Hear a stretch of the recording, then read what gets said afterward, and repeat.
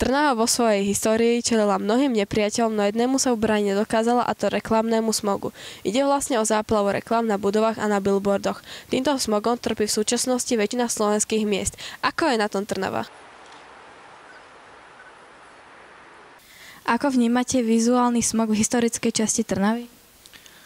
Osobne ho vnímam veľmi negatívne, veľmi mi vadí vizuálny smog, nielen v historickej Trnave, ale tam je to asi najmarkantnejšie, kde mi to najviac vadí, ale určite mi vadí aj v okolí centra, čiže na sídliskách a tak.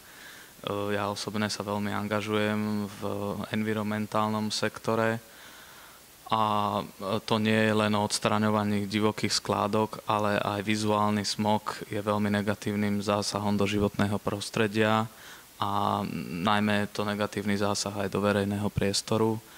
Ako vnímate reklamný smog v historickej časti mesta Trnava? V Trnave reklamný smog nejako neregistrujem, čo možno vyplýva z toho, že Trnava nie je až tak zamorená. Čo sa týka nejakých nezmyselných nálepiek a podobne, tak vidím zo strany mesta výrazný progres v odstraňovaní tohto.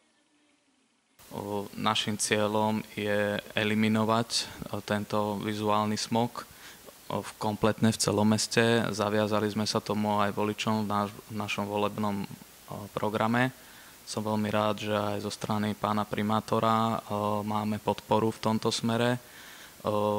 Už odkedy sme tu, sa udialo viacero opatrení, aby sme eliminovali tento vizuálny smog v meste Trnava. A prišlo napríklad k odbúraniu reklamných banerov na mostoch a nadchodoch v meste Trnava. A takisto boli odstránené niektoré nelegálne billboardy. Takisto bolo vydané zo strany mesta rozhodnutie, že už nebude možný prenájom takých štvornožkových ako keby billboardov, ktoré sa umiestňovali najmä na trávnatých plochách v meste. Išlo o niekoľko desiatok kusov takýchto ploch, len oveľa zložitejšie je to s reklamnými zariadeniami, ktoré sme zdedili z minulosti a ktoré majú právoplatné povolenia a dlhodobo uzavreté nájomné zmluvy. Aj napriek snahe mesta sa vizuálnemu smogu nepodarilo úplne vyhnúť. V Trnave môžete vidieť veľa historických pamiatok, najmä kostolov, a preto sa Trnava nazýva aj Malý Rím.